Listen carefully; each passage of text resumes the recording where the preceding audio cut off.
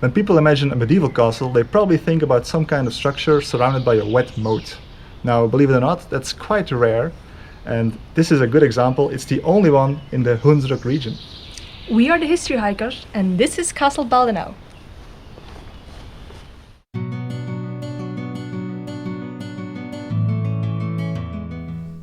You might have seen us visit plenty of castles in the past. And if you haven't, we invite you to have a look through our back catalogue of the many castles we visited in Belgium, France, Germany and Spain.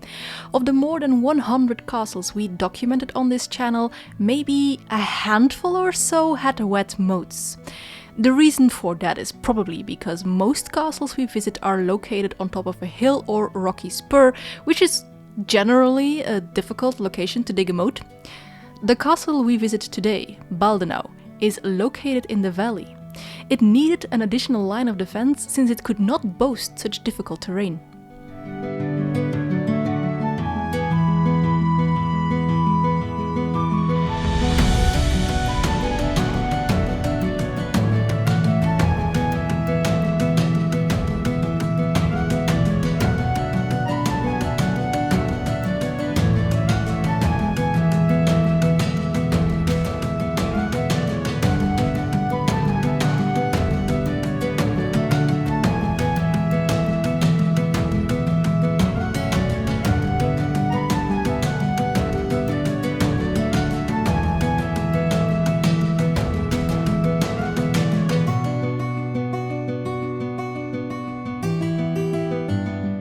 Baldwin of Luxembourg, who was the Archbishop of Trier at the time, ordered the construction of the castle and also lent his name to it. It is believed to be built somewhere around the year 1320. Now you might wonder how historians can date the construction of these castles. It all has to do with the written medieval sources. You see, it wasn't mentioned in a Weistum from 1315, which is a local jurisdictional statement. So it probably did not exist yet at that time. A few years later, however, in 1324, it was mentioned for the first time. A document states that the castle was granted by Baldwin to a local squire named Wierich, who ruled in his stead. So the construction can be dated to somewhere between those 2 points in time.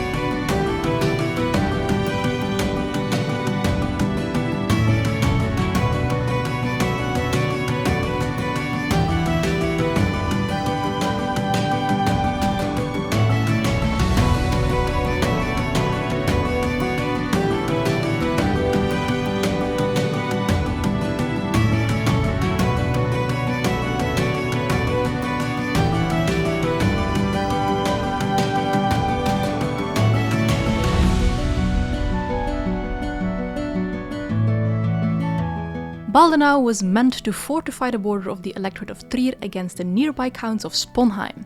In that regard, it is very similar to another castle built by Baldwin in the Hunsrück region, Baldwinseck, a castle we visited a while ago. The plan was to establish a town next to the castle.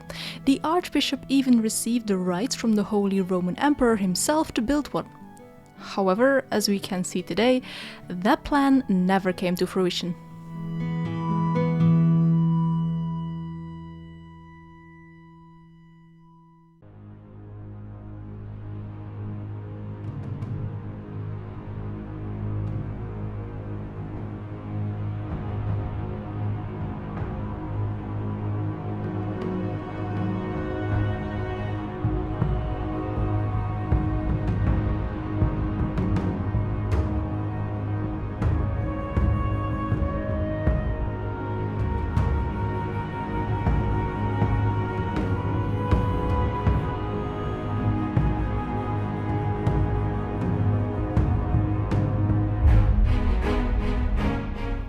castle's importance began to wane in the following centuries.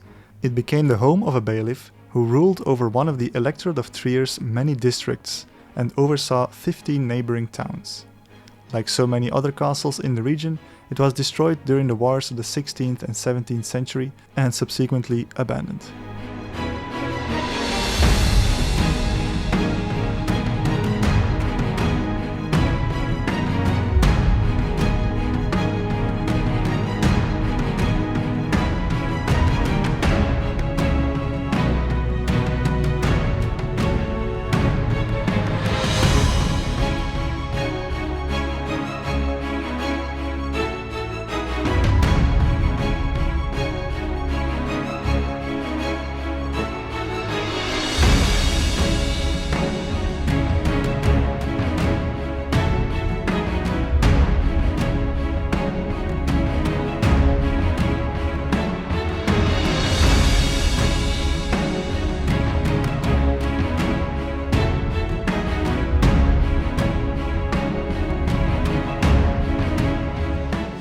Thanks to our friend and drone operator Orca FPV, we get these great views of the castle. The moat and its impressive 24-meter high keep are the most striking features of the ruin today.